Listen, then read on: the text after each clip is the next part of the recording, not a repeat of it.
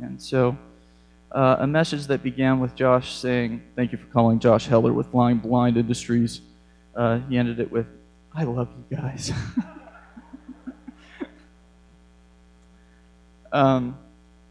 Josh left an indelible mark on my life and taught me quite a bit about the world. Most of the time, it wasn't intentional and taking me by the shoulder to show me the ropes, but I learned just as well. He taught me that it's not a good idea to patch a brake line to a vintage Land Cruiser with cellophane and duct tape. Or when you're sending a love note to your grade school sweetheart, you put a stamp on the outside of the envelope and don't put change inside it. Or when you're at church singing the special music slot in the Sunday morning services, a front flip off of the stage may not be the most effective way to communicate the point of the song. He taught me to drive conservatively, sort of. He owned somewhere between 14 and 16 cars in his lifetime. I recently asked him how many of them he actually sold versus how many were towed away or sold to a junkyard. He told me to shut up.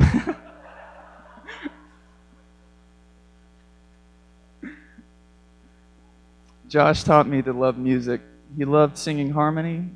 He showed me that sometimes you just need to let go of inhibition and express yourself. And as a kid, and even now, I mostly sing at or below the volume of the music I'm listening to. But Josh would shut himself in his room and turn the music up loud and sing at the top of his lungs. He taught me about humor. And when we were in high school, I'd go to bed early and he'd stay up late watching TV, and in the morning he'd catch me up on the funniest bits of The Late Show or Mystery Science Theater. He had a good mind for remembering that stuff, and I'll bet most of the time his performance to me was better than actually staying up and watching the show. He taught me to love music, and picturing him singing at the top of his lungs, that's how I'm going to remember him.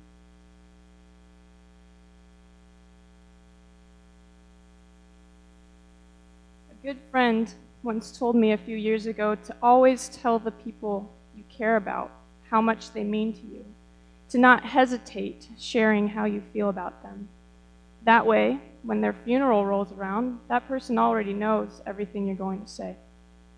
Let me assure you that Josh knows how I feel about him, that I love him dearly. My sophomore year in college, I made a decision. I decided that I wanted to not just be Josh's sibling, I wanted to be his friend, whether he liked it or not. I decided that I didn't want 20 years to go by and the only time we ever talked or saw each other was during the holidays.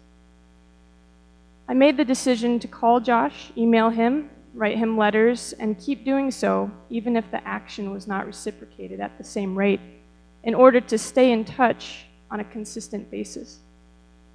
There would be times when I would admittedly be frustrated when I picked up the phone for the 4th time to call Josh just to check in, and he hadn't initiated a call in between those times. But then I would remind myself of the decision that I made, not him, and I would immediately have to adjust my expectations that I had on Josh, and I would love him anyway. As the years progressed, Josh and I began to form a friendship.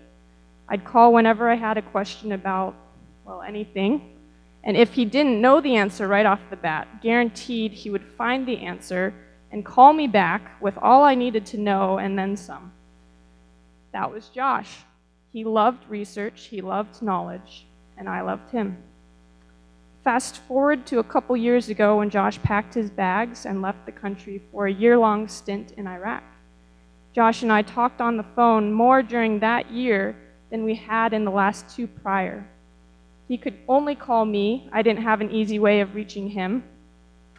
And there was a short period during this time when shells were being fired and landing 40 yards away from Josh's sleeping quarters.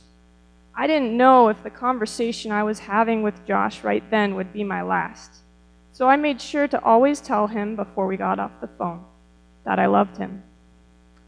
The last 10 months have been nothing short of a battle for my bro. Whether he was fighting the cancer, his doctors, his nurses, his family, or something else completely, Josh was constantly doing battle. My goal has been to never do battle with Josh, but to journey alongside him. To the best of my abilities, I've tried to stay true to that promise that I made my sophomore year in college. To merely be related to Josh, not just to do that, but to be a friend to him as well. I will remember fondly recently shared memories of attending a concert at Red Rocks Amphitheater, going camping in the Rocky Mountains, baking a Thanksgiving pie, and eating Vietnamese food downtown in Tucson after a long day of chemo. Friends doing what friends do, enjoying each other's company. It's simple, really. There's only one thing I've ever needed Josh to know, and he knows it well, that I love him dearly.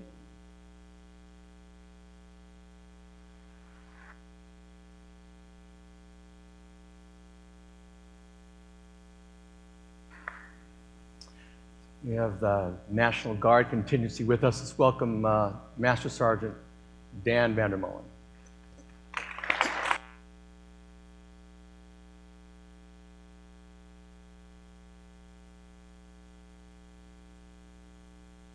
I guess during Josh's trip in Iraq, he found out that his unit was being deployed to Iraq. While he was over there, he made every effort to get in touch with Captain Chun, and he came back to the States, came into his office, and was like, I'm going to do anything and everything possible because I want to go with the unit. He did everything he could. He was joined with the unit out there in training, as Alan said. He provided the paintballs. These paintballs were used to help the unit do a training exercise when they were dealing with different situations. He did everything he could, and he made an impact wherever he went and whatever he did. He will always be remembered by the unit. He made the effort to show up in September when we left. It was very hard for him that day, from what I understand from Alan.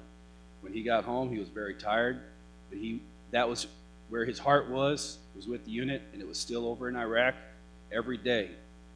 He would come in during those 10 months, he would come into the Armory every once in a while, and he enjoyed the fact of being around other fellow soldiers. He always wanted to talk military. That's all he wanted to do. His heart was in Iraq with the soldiers, and he will always be remembered as a desert warrior from the 855 MP Company.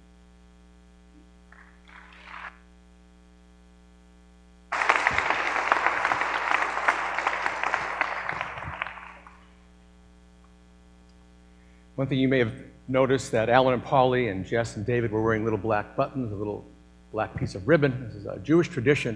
It's called kriyah. And kriyah comes from the word to tear, because the biblical tearing of garments or rending of garments when someone is grieving the loss of a loved one, especially when Jacob heard that his favorite son Joseph had been killed, so he thought. His brothers had thrown him down a pit instead. It says that Jacob tore his clothing. We did this before the service, and that's what those little buttons are for.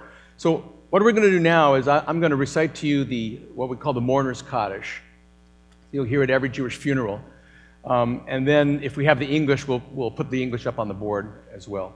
So why don't you stand with me?